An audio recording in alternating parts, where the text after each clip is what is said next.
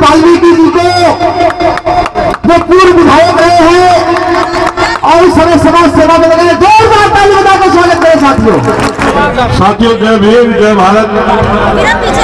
सबसे पहले तो मैं धन्यवाद करूंगा ये जो आयोजक कमेटी है, इतना बढ़िया आयोजन इन लोगों ने किया। दिल्ली में शायद ही इतना बढ़िया आयोजन किसी और ने किया होगा।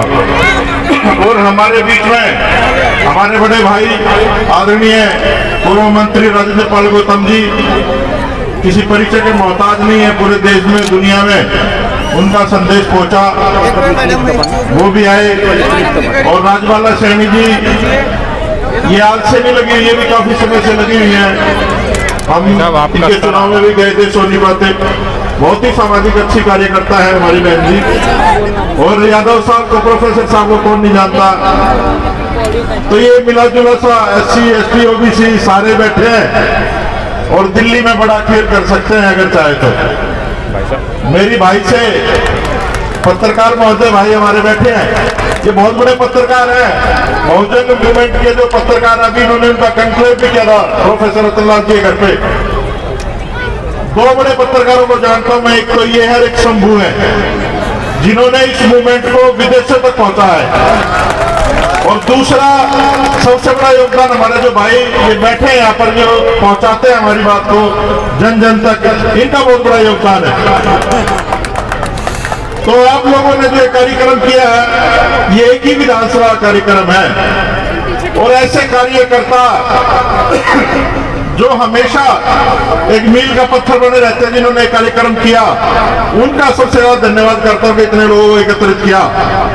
और ये जो मूवमेंट है ये सेल्फ रिस्पेक्ट की मूवमेंट है। मान्यवर साहब काशीराम, मैं कहता हूँ बाबा साहब अम्बेडकर का अगर कोई रियल में कोई बेटा है तो मान्यवर साहब काशीराम है।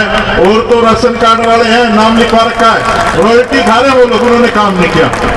जो महाराष्ट्र के लोग आकर के नॉर्थ इंडिया में चंदा लेके जाते हैं, इन्होंने काम कुछ नहीं किया। असली काम बाबा साहब अम्बेडकर का बेटा काशीराम था, जिन्होंने जन जन तक मान्यवर काशीराम जी का पैगाम पहुंचाया। और यूपी के लोगों की बात हो रही थी, हमारी बहन गायिका बैठी है, गजब के लोग हैं, ऐसे लोग शायद ही धरती में कहीं मिलेंगे जैसे उत्तर प्रदेश के लोग हैं। थोड़ी कड़वी बात भी कहूंगा, आप लोग एक ऐसी नाव में भी बैठे हो जो मुझे लगता है काफी पुरानी हो चुकी है, नई बना लो दिल्ली में और उस नाव के सारे सरकार बनाएंगे, चूड़े चमारी इकट्ठे होंगे। और आपके साथ आज तो देखो चमारों के लीडर भी आपके साथ है, चूड़ा के लीडर भी साथ में, भाई यादव भी आगे और सैनी भी आगे, कौन रहेगा बताओ, कोई बचा है क्या? तो बड़ा खेल हो सकता है दिल्ली में जब एक 2% का आदमी झूठ बोल बोल करके दिल्ली में राज कर सकता है। और ज्यादा लंबा नहीं चलता झूठ। तथागत बुद्ध को दबाने का कितना प्रयास किया गया, 5000 साल से दबा रहे हैं लोग हमें, लेकिन आज इनकी छाती पे आप लोगों ने एक ऐसा झंडा गाड़ दिया है, ये पंचशील का झंडा, ये लोग कॉपी भी करने लगे हैं। और मैं धन्यवाद करूंगा जैन साहब का, जो महावीर के अनुयायी हैं। ये जो ब्राह्मणिकल व्यवस्था के लोग हैं, जो मनवादी व्यवस्था के लोग हैं, वो महावीर को भी नहीं मानते, क्योंकि महावीर भी बुद्धिस्ट थे, उन्होंने भी मानवता का संदेश दिया हमेशा, वो उसको भी नहीं मानते। सिर्फ आड़ लेते हैं सनातन धर्म की, वैदिक धर्म की, ताकि इनका जो ब्राह्मण धर्म है वो बचा रहे, ये लोग एक्सपोज ना हो। लेकिन आज पूरी दुनिया में, पूरे देश में ऐसी ऐसी घटनाएं सुनने को मिलती है कि यहाँ ये हो गया, यहाँ वो हो गया, और अब तो बिल्कुल खुल के खेलते हैं ये लोग। आपने उत्तर प्रदेश में देखा, संविधान की धज्जियां उड़ाई, हाथरस कांड हुआ मनीषा वाल्मीकि का, रात में उस लड़की को जला दिया गया प्रशासन के द्वारा। और नया नया किस्सा भी, बाप बेटे को मार दिया, बाप के बेटे के जनाजे बाप को नहीं जान दिया, और बाप का जनाजा देखने के लिए बेटा ही नहीं बचा। हमें दिक्कत ये नहीं है कि गुंडों को खत्म करो, लेकिन कानूनी व्यवस्था से खत्म करो। ये जो दूसरा गुंडा राज बराबर में खड़ा कर रहे हो, ये ज्यादा लंबा नहीं चलेगा भाई, और ये चलना भी नहीं चाहिए। आप लोग समझो कि यहाँ खेल क्या चल रहा है, ये बहुत बड़ा खेल चल रहा है। ये जो लोग बिना सोचे समझे किसी के भी घर पे बुलडोजर चला जाते हैं, किराए के गुंडों से इनकाउंटर करवा देते हैं, और क्या क्या नहीं हो रहा है इस देश में। अगर इसको बचाना है, इस मिट्टी को बचाना है, तो एक ही रास्ता है, वो तथागत बुद्ध का रास्ता है, बाबा साहब अम्बेडकर का रास्ता है, मानवर साहब काशीराम का रास्ता है। और एक और बात मैं आप लोगों से कहना चाहता हूं, आप लोग जागरूक लोग जो यहाँ पर आए हैं, नहीं तो लोग बाबा साहब के कार्यक्रम में बड़ा कम आते हैं, और वो लोग कम आते हैं जिनको बाबा साहब की वजह से अच्छी व्यवस्था मिली, जिनके घरों में एसी, गाड़ियां और अच्छे अच्छे उनको पोशाक मिली पहनने के लिए, अच्छे अच्छे पदार्थ मिले खाने के लिए। लेकिन मैं यहाँ कह सकता हूँ ज्यादातर वो लोग बैठे हैं जो अभाव में हैं, और अभाव वाले लोग ही कुछ ले सकते हैं जो पहले ही मर्सिडीज में घूम रहे हैं। मैं एक बात कहता ना नेताओं के लिए, आज यहाँ पर बहुत सारे नेता बैठे हैं जो मर्सिडीज के कुत्ते नहीं है, कातिया कुत्ते नहीं है, अगर समाज में बात आती तो भोंकते भी और काटना भी जानते हैं। वैसे लोग नहीं है जो लोग विधानसभा में बैठे हैं, जो लोग संसद में बैठे हैं। तो आज आपको समझने की जरूरत है कि आवश्यकता किस चीज की है। आप धार्मिक रूप से कितना भी इकट्ठा हो जाओ, इनके फर्क नहीं पड़ने वाला जो लोग हुक्मरान बैठे हैं दिल्ली की कुर्सियों पर। आप सामाजिक रूप से कितना भी इकट्ठा हो जाओ, इनको फर्क नहीं पड़ने वाला। ये मानवर साहब काशीराम कहते थे, मैं नहीं कह रहा। जिस दिन आप लोग राजनीतिक रूप से किसी ईमानदार आदमी के साथ खड़े हो जाओगे और इनकी कुर्सी लाने लायक हो जाओगे, तो दिल्ली की कुर्सी आपका कब्जा होगा। और उसी की जरूरत है आज जन जन तक बाबा साहब अम्बेडकर का जो मिशन है, मूवमेंट है, पहुंचा हुआ है। और वो लोग भी जिनके अंदर जरा सी भी खुददारी है, आपके सामने बैठे, गौतम साहब बैठे आपके सामने, इन्होंने 22 प्रतिज्ञाएं पढ़ी थी, लाला जी ने क्या किया आप लोग देख सकते हो। लेकिन ये घबराए नहीं, पूरे देश में जा रहे हैं मूवमेंट को लेकर के, पूरा देश जागा हुआ आज ना मूवमेंट हर घर तक। आप देखो इस साल बाबा साहब अम्बेडकर की जयंती दलित और पिछड़ों ने कम मनाई है, ब्राह्मणों ने, बड़ियों ने, ठाकुरों ने ज्यादा मनाई है। ज्यादा मनाई है, क्यों मनाई है? क्योंकि वो लोग भाव लेते थे आने वाला समय कैसा होगा, उनको डर लगने लग गया है। अरे जिस व्यक्ति के फोटो से दुश्मन डरता हो, जिसके स्टैचू आज भी तोड़े जाते हो, और उसके जो बच्चे हैं वो कैसे गुलाम बन के बैठे हैं, शर्म आनी चाहिए मैं इन लोगों पे। ये जो नई नई कंपनियां रोज खुल रही है राजनीति में, चाहे वो कांग्रेस हो, भाजपा हो, आम आदमी पार्टी हो, जितने भी है प्राइवेट लिमिटेड कंपनियां खुली हुई है, हमारे लोग सिर्फ नौकरी कर सकते हैं, इनकी औकात नहीं है राजनीति करने की। हम लोग जीते जागते उदाहरण आपके सामने। अरे 10 महीने से जेल में पड़ा एक मंत्री, पीडब्ल्यूडी मिनिस्टर स्टैंडर्ड जैन, उसे नहीं हटाया गया। मनीष सिसोदिया भी काफी समय रहा, उसको बाद में हटाया गया। और हमारे लोगों पर तुरंत कार्रवाई होती है, तुरंत। अभी कुछ बोला 1 घंटे बाद कार्रवाई, चाहे मुस्लिम हो या दलित हो या ओबीसी हो या पिछड़ा हो। तो आप लोगों को समझनी पड़ेगी ये चीजें। ये चीजें मैं इसलिए बता रहा हूँ क्योंकि लोग सामाजिक कार्यक्रम में ये बात बताने से थोड़ा कहते हैं भाई नहीं है, लोगों में क्या इंप्रेशन जाएगा। हम लोग जो भी बड़े हैं, जब मैं मंत्री बना दिल्ली में तो मेरे बाप खुश नहीं थे, पिताजी खुश नहीं थे। मैंने उनसे पूछा कि आपको खुश होना चाहिए बाबूजी। मानवर साहब काशीराम के साथ रहे, मेरे फादर साहब आर्मी में नौकरी करते थे। तो मेरे फादर ने कहा कि भाई खुश होने की कौन सी बात है, मगर जी लोग दिल्ली में नौकरी ढूंढने आते हैं, आपका बेटा विधायक बन गया, मंत्री बन गया। तो मेरे फादर ने कहा कि आपको गलतफहमी है वकील साहब, क्योंकि मैं वकील था। फादर ने कहा वकील साहब गलतफहमी है, आज आपको इस समाज का दलाल नियुक्त किया गया है, लाला जी की सरकार में, इससे ज्यादा तुम लोग कुछ नहीं कर सकते।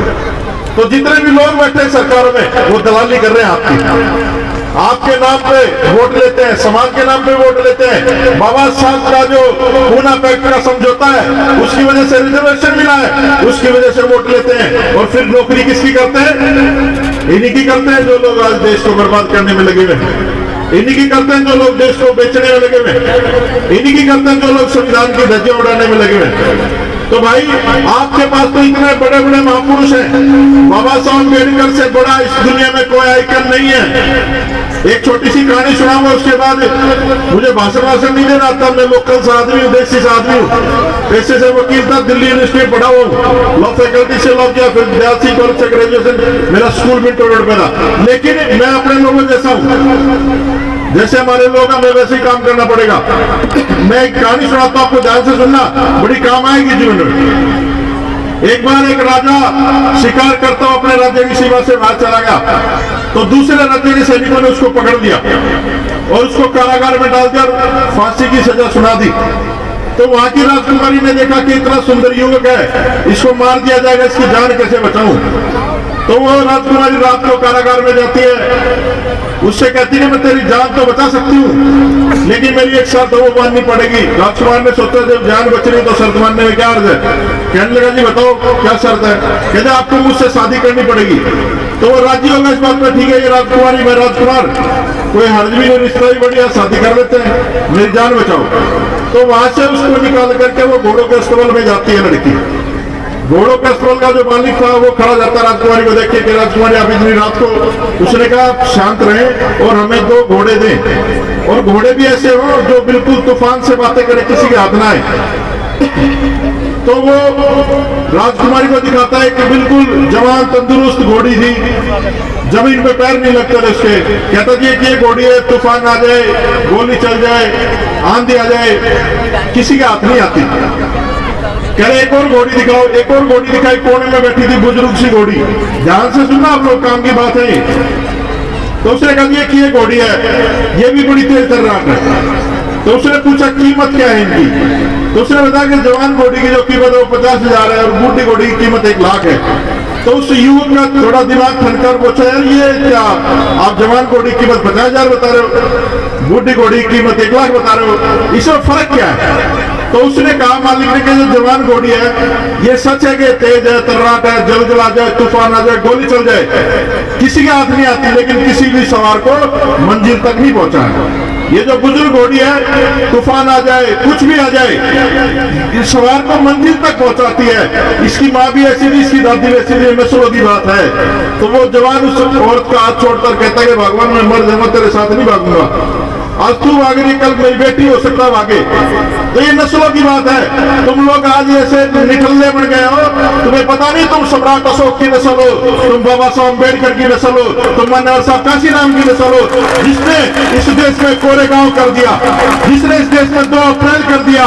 तो जिस दिन आप लोग अपनी शक्ति पहचान जाओगे तो तुम्हारे जो सिपाही हो तो बैठे ना, हम लोग मरने के लिए तैयार है, मरने से ही डरते, एक दिन सबने मरना है। तो ऐसे जो ईमानदार लोग हैं उनको इकट्ठा करो और समाज का दबाव बनाओ। ये जो समाज की दुर्दशा है हमारे जैसे लोगों की वजह से ही है। बहुत सारे लोग नहीं बोलते, मैं खुल के बोलता हूँ। ये जो दलाली कर रहे हैं हमारे जैसे लोग कर रहे हैं आप लोगों की, इन दलालों को पहचान के ईमानदार लोगों को निकालो इनमें से और एक नेतृत्व पैदा करो इस देश में। ईमानदार मनोहर साहब काशीराम के बाद कोई इस देश में मुझे नहीं लगता ईमानदार नेतृत्व पैदा हुआ है। तो एक दूसरे काशीराम की जरूरत है, बाबा साहब तो इस दुनिया में नहीं पैदा हो सकता, क्योंकि वो महामानव तो एक ही पैदा हुआ था जिसने पूरी दुनिया को एक मानवता का पाठ पढ़ाया। और आज भी लोग जो ना लंदन से लेके अमेरिका लेके कनाडा कहीं भी चले जाओ, पूरी दुनिया में बाबा साहब अम्बेडकर का जन्मदिन मनाया जा रहा है। और मैं ये यकीन के साथ कहता हूँ ज्यादा टाइम नहीं, 10 साल बाद इस पूरी दुनिया में मनोहर साहब काशीराम का जन्मदिन मनाया जाएगा, ये पूरे यकीन से कह सकता हूँ। क्योंकि वो व्यक्ति एक ऐसा व्यक्ति था जिसने हर समाज के तबके को नेतृत्व दिया। और साहब का काशीराम जी का नारा था कि जिसकी जितनी संख्या हमारी उसकी उतनी हिस्सेदारी। अरे दिल्ली तो चूड़े चमारों की सबसे ज्यादा बसे हुए हम लोग, ये दिल्ली तो हमारी होनी चाहिए नहीं होनी चाहिए। तो भाई ये पुराने जो वाहन है छोड़ दो, नई गाड़ियां बहुत आ गई है, उनके सस्पेंशन भी ठीक है, इंजन भी ठीक है, चलती भी ज्यादा गर्म भी नहीं होती और बुढ़ी भी नहीं है। आप लोग थोड़े तैयार हो जाओ, समाज तैयार बैठा है। और जब एक विधानसभा में इतना जलवा है आप लोगों का, तो दिल्ली की 70 विधानसभा में जब हमारे लोग घूमेंगे तो मुझे नहीं लगता कि हमारे बिना इस देश में या दिल्ली में किसी की सरकार बन सकती है। और जब हमारी सरकार बनेगी तो फिर हमारे लोग काम होंगे। और फिर जो लोग आज इनकाउंटर कर रहे हैं हम उनका इनकाउंटर नहीं करेंगे, हम कानूनी प्रक्रिया तेज करके उनको जेलों में डाल देंगे। और मैं इतनी बड़ी बात कहता हूँ, इस देश का पहला प्रधानमंत्री होगा ये बंदर जैसी शक्ल का जो जेल में जाएगा।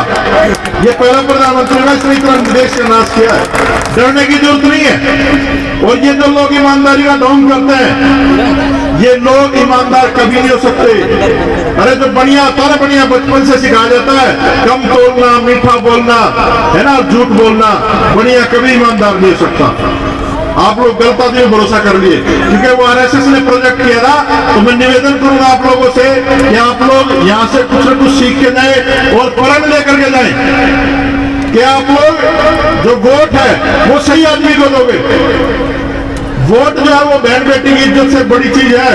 हम लोग वोट को सोचते हैं साल में 5 साल में आता है चुनाव और वोट किसी को भी डाल दो।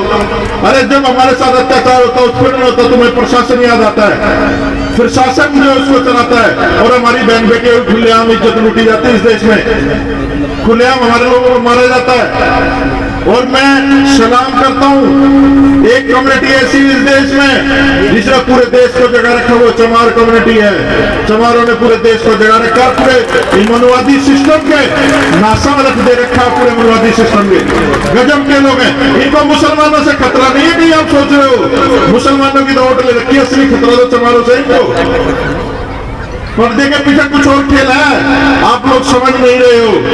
ये लोग जिस व्यवस्था को चाहते हैं ये हमें वापस वाले जाना चाहते हैं। अरे अगर इस देश में अम्बेडकर बाद का संविधान ना होता बाबा साहब का तो ये जल्ले चूड़े का छोरे यहाँ थोड़ी स्टेज पे होता, ये मोटर गाड़ी में थोड़ी ना दुमरा होता है। ये एरोडिशन और ये लिवाई की जींस पहन के स्केचर के जूते पहने थोड़ी खड़ा था, कहीं झाड़ू झूड़ू लटका के और अपना गले में हंडी, कहीं सफाई कुछ सुअर सावर पाल रहे थे और क्या औकात थी। तो ये जो औकात बनाई है बाबा साहब अम्बेडकर की देन, और जिन लोगों ने बाबा साहब को धोखा दे दिया सोच लो वो एक खून नहीं है, एक बाप की औलाद नहीं है, उनका असली बाप जो है उनका बाप नहीं है। क्योंकि इस देश का अगर कोई बाप है तो बाबा साहब अम्बेडकर है, माननीय साहब काशीराम जैसे लोग, ज्योतिबा फूले जैसे लोग हैं। तो आप लोगों को समझना पड़ेगा पूरी दुनिया में जिसने परचम रहा तथागत बुद्ध का जो संदेश है पूरी दुनिया में गया, इनके 33 करोड़ देवी देवता पाकिस्तान में नहीं जा पाए, बॉर्डर नहीं पार कर पाए, कोई भी एक भी बॉर्डर नहीं पार कर पाए। तो समझो आप लोग कि बुद्ध से बड़ा कोई रास्ता नहीं है। और जिसको बाबा साहब ने अपना लिया, बाबा साहब जैसा विद्वान पूरी दुनिया में नहीं है। हम तो तुच्छ से प्राणी की ज्ञान के आगे बाबा साहब ने जो किया वही माननीय साहब काशीराम ने किया, और हमें भी वही करना चाहिए जो हमारे महापुरुष करके गए हैं। ये फार्मूले बदलने की जरूरत नहीं है। 2 दूनी 400 साल पहले भी थे, 2 दूनी 400 साल बाद भी रहेंगे, तो 2 दूनी 4 ही रहने दो भाई। ये जो फार्मूला है 1585 का बहुजन का, जो ये जो बदलने वाले लोग हैं इनको भी आप लोगों ने देखना पड़ेगा। बहुजन समाज हमेशा से बहुजन था, और जिस दिन आप लोग इकट्ठा हो गए बड़ी खुशी होती है मुझे। लक्ष्मण यादव जैसे लोगों को जब ये बोलते हैं तो धज्जियां उड़ा देते हैं। राजवाला सैनी जैसे लोग और मंत्री जी का जलवा तो आपने देखा, सारे दिल्ली की सरकार का जाडा चढ़ गया था जब इन्होंने 22 प्रतिज्ञा पड़ी। तो ये जाडा अब जो है ना वोटों के रूप में चढ़ाना इन लोगों को, और डरो मत। ये बंदर जैसे लोग हैं, एकदम घुड़की गाले का जूता करके मारोगे तो भाग जाएंगे ये लोग। ये लोग इतने मजबूत नहीं है विचारों से, दिमाग से। ये लोग षड्यंत्र करते हैं, और हमारे लोग इतने ईमानदार हैं, फिर भी ये लोग जो ना इनको कहते हुए संविधान से चलो। तो आप लोगों ने मान सम्मान दिया, प्यार दिया, और इतना सुंदर मंच आपने सजाया है, इसके लिए बहुत बहुत साधुवाद, बहुत बहुत आप लोगों का आभार। मुझे